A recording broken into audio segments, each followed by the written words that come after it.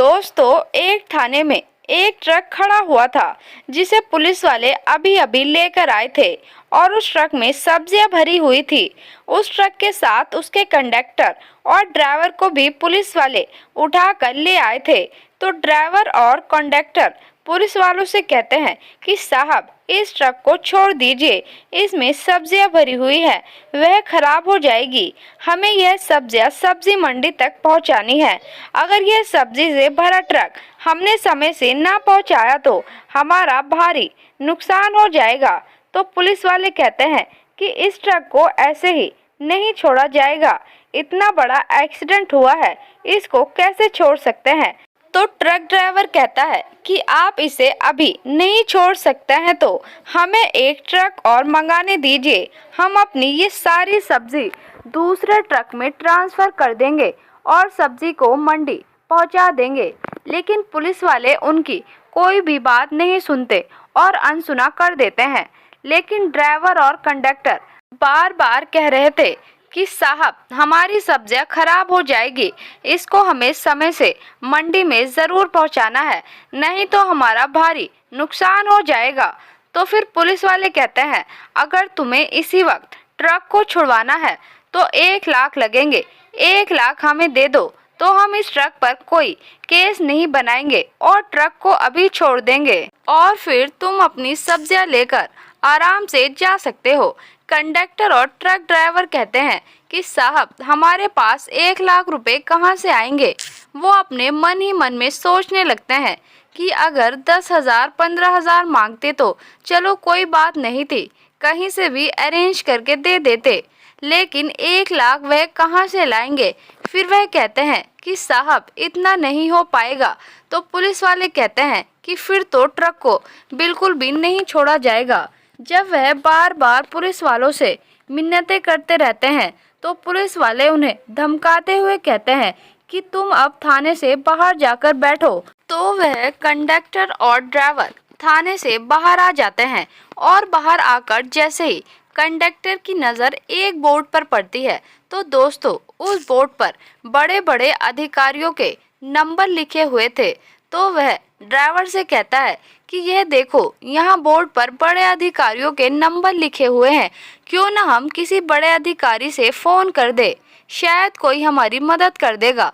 तो ड्राइवर कहता है कि ऐसा कुछ नहीं होता यार, ये नंबर वैसे ही लिखे होते हैं। पहली बात तो अगर हमने कॉल किया तो कोई फ़ोन उठाएगा ही नहीं, और अगर उठा भी लिया तो हमारी बात कौन सुनेगा, यह तो बहुत बड़े अधिकारी होते हैं। तो कंडक्टर कहता है कि यार, एक बार ट्राई करने में क्या जाता है, एक बार हम कोशिश करके तो देखते हैं। तब कंडक्टर अपनी जेब से फ़ोन निकालता है और फिर एसपी साहब को फ़ोन लगा देता है। अब आगे इस कहानी में वह पुलिस वाले उस ट्रक को थाने में लेकर क्यों आए थे, आइए जानते हैं पूरी कहानी की सच्चाई इस वीडियो में।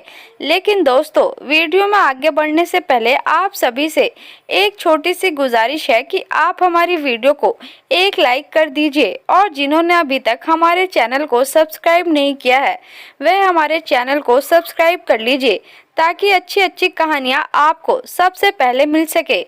तो आपका ज़्यादा समय ना लेते हुए कहानी को पूरा करते हैं। दोस्तों, एक रोड पर ट्रक जा रहा होता है। उस ट्रक में सब्जियां भरी हुई थी।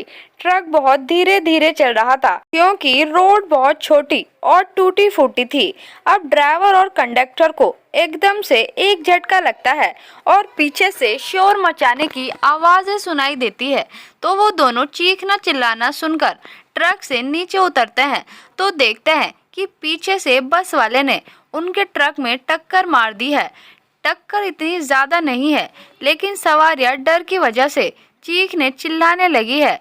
तो वह दोनों अब देखने लगते हैं कि इसमें हमारा कितना नुकसान हुआ है और किसी को चोट तो नहीं आई है, कोई जख्मी तो नहीं हो गया है।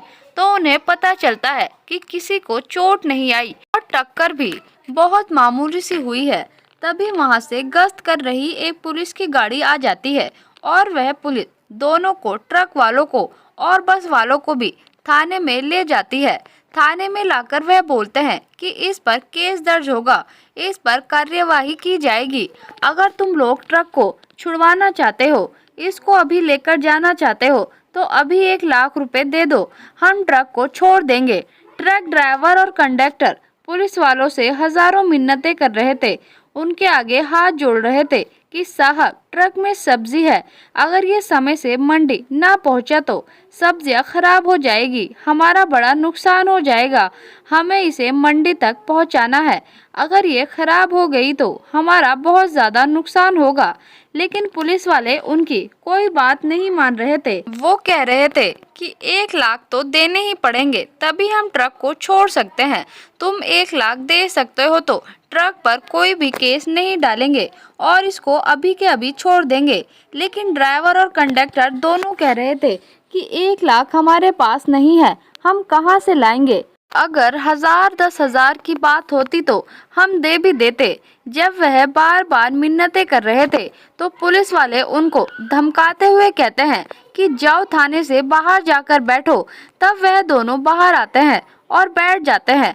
बाहर कंडक्टर को एक बोर्ड लगा हुआ दिखाई देता है जिस पर बड़े बड़े अधिकारियों के नंबर लिखे हुए थे। जैसे ही कंडक्टर की नज़र उस बोर्ड पर पड़ती है तो वह ड्राइवर से कहता है कि क्यों ना किसी बड़े अधिकारी को फोन करके सारी बात बताई जाए, शायद वह हमारी मदद कर दे। तब ड्राइवर कहता है कि सबसे पहले तो वो फोन ही नहीं उठाएंगे, अगर उठा भी लिया तो हमारी बात कौन सुनेगा। लेकिन कंडक्टर कहता है कि एक बार फोन करने में क्या हर्ज है, ट्राई करके देख लेते हैं। तब ड्राइवर अपना फ़ोन निकालता है और एसपी साहब का फ़ोन लगा देता है तो आगे से एसपी साहब की आवाज़ आती है। वो कहते हैं कि हाँ जी बोलो क्या काम है। तो ड्राइवर और कंडक्टर एसपी साहब को पूरी कहानी बताते हैं और बताते हैं कि इस थाने में पुलिस वालों ने खामखा हमारे ट्रक को रोक रखा है, हमारी सारी सब्जियां खराब हो जाएंगी। यह लोग तो ट्रक छोड़ने के बदले 1 लाख मांग रहे हैं। तो एसपी साहब उनसे पूछते हैं कि आप किस थाने से बात कर रहे हो, वहाँ का एड्रेस मेरे पास भेजो और वहाँ जो पुलिस वाले हैं उनके नाम बताओ। उनको 1-2 पुलिस वालों के नाम पता थे, इसलिए उन्होंने एसपी साहब को उनके नाम बता दिए और थाने का पूरा एड्रेस भी दे दिया।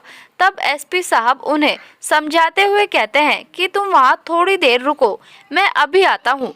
जब उन्होंने फ़ोन किया था तब एसपी साहब सो रहे थे तो उन्होंने नाइट ड्रेस पहन रखी थी, इसीलिए वो उसी नाइट ड्रेस में मोटरसाइकिल लेकर उस थाने में आ जाते हैं और थाने के बाहर आकर उन लोगों को ढूंढने लगते हैं। तब उन्हें 2 आदमी चाय की दुकान पर बैठे दिखाई देते हैं तो वह उनके पास जाने लगते हैं। इससे पहले वो उनके पास पहुंचते उन दोनों की निगाह भी एसपी साहब पर पड़ जाती है, लेकिन एसपी साहब वर्दी नहीं पहने हुए थे, इसीलिए वो उन्हें पहचान नहीं पाते। और वो दोनों जब नज़दीक आते हैं तो एसपी साहब उनसे पूछते हैं कि फ़ोन तुमने ही किया था क्या। तो वह बताते हैं हाँ जी वह फ़ोन हमने ही किया था। तो एसपी साहब उनको बताते हैं कि मैं यहाँ का एसपी हूँ। तो वह पूरी घटना एसपी साहब को बताते हैं और कहते हैं कि यह हमारा ट्रक छोड़ नहीं रहे, बदले में 1 लाख रुपए मांग रहे हैं। तो एसपी साहब उनसे कहते हैं कि कोई बात नहीं, अब मैं आ गया हूँ, मैं सब मैटर संभाल लूँगा, तुम ऐसा करो अपना गमछा मुझे दे दो। वो उनका गमछा लेकर चेहरे पर ऐसे बांध लेते हैं जिससे कि उनकी पहचान ना हो सके। तब वह उन दोनों से कहते हैं कि तुम्हें पुलिस वालों से ये कहना है कि यह हमारे ट्रक के मालिक है।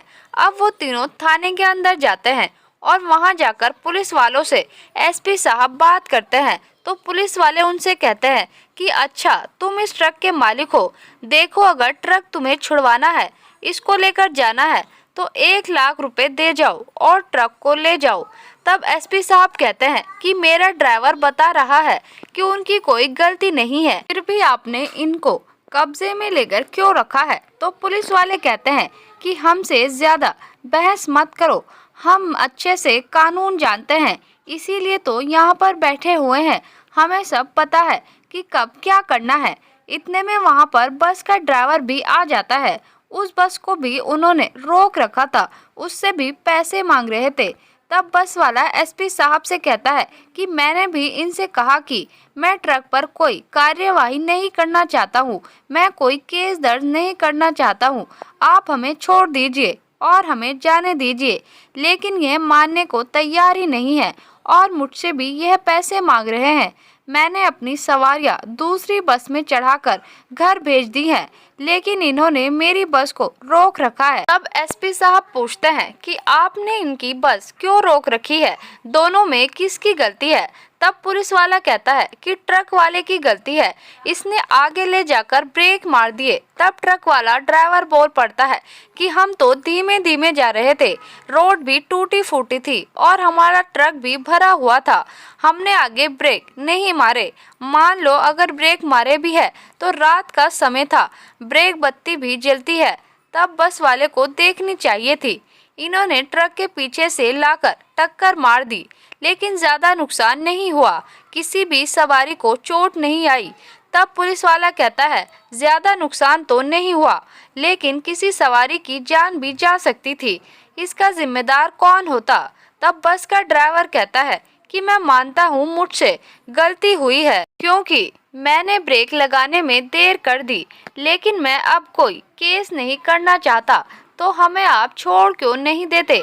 तब एसपी साहब कहते हैं कि हम दोनों कोई कार्यवाही नहीं करना चाहते, तो आप पैसे किस बात के मांग रहे हो। तो पुलिस वाले कहते हैं कि तुम हमसे ज्यादा बहस मत करो, अगर ट्रक ले जाना चाहते हो तो पैसे दे दो, नहीं तो हम ट्रक पर केस करेंगे और कार्यवाही करेंगे।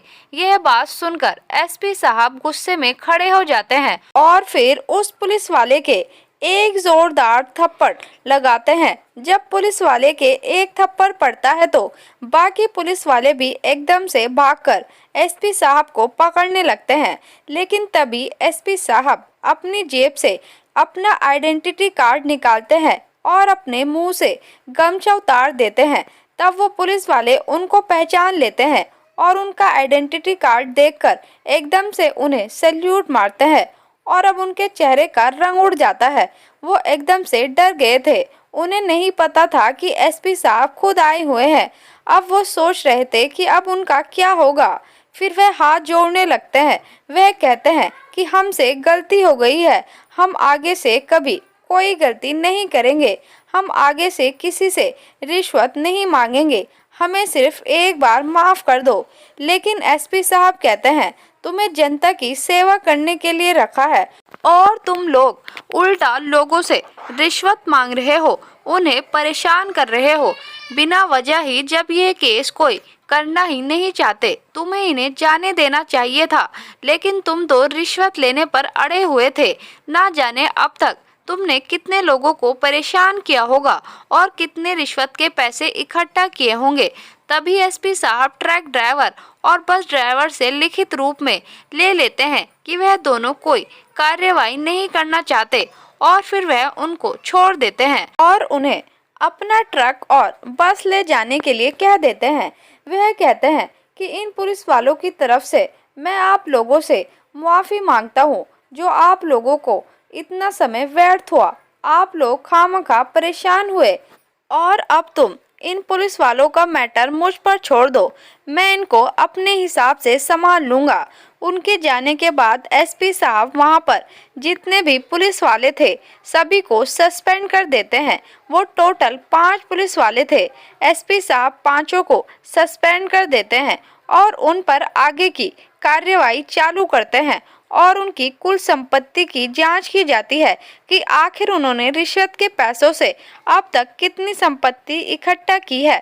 तो दोस्तों, एक ईमानदार एसपी साहब ने रात को भी अपनी ड्यूटी निभाई। वह रात को नींद से उठकर ड्राइवर और कंडक्टर के कहने पर आ गए और उन्हें इंसाफ दिलाया और उनका पैसा भी बचाया और उन्हें परेशान होने से बचाया। तो दोस्तों, सभी पुलिस वाले करप्ट नहीं होते। आज भी बहुत सारे पुलिस वाले ईमानदार ऑफिसर हैं जो रिश्वत का 1 पैसा तक नहीं लेते, लेकिन कुछ रिश्वतखोर पुलिस वाले भी हैं जिन्होंने पूरे डिपार्टमेंट को बदनाम करके रखा है। तो दोस्तों, रिश्वत लेना अच्छी बात नहीं है, क्योंकि रिश्वत का पैसा कभी किसी के काम नहीं आता। यह पैसा जैसे आता है वैसे ही चला जाता है, किसी भी बीमारी में, किसी के एक्सीडेंट में। तो दोस्तों, ये कहानी सुनाने का मकसद किसी को दुखी करना या परेशान करना नहीं है, बल्कि ये कहानी हमें सीख देती है कि हमें अच्छी और सच्ची राह पर चलना चाहिए और नेक कमाई करनी चाहिए, क्योंकि लोगों को और कानून को बेशक ना पता चले, लेकिन ऊपर वाला सब देखता है। तो आपको ये कहानी कैसी लगी, कमेंट बॉक्स में अपनी राय ज़रूर लिखकर बताएं। और आप सभी से गुजारिश है कि वीडियो को एक लाइक कर दीजिए, और अगर आपको ईमानदार एसपी साहब के लिए कुछ कहना है तो वो भी आप कमेंट्स कर सकते हैं। और दोस्तों, अगर आपको कहानी ज़रा भी पसंद आई हो तो हमारे चैनल अलिस्बा वॉइस ओवर को ज़रूर सब्सक्राइब करिए।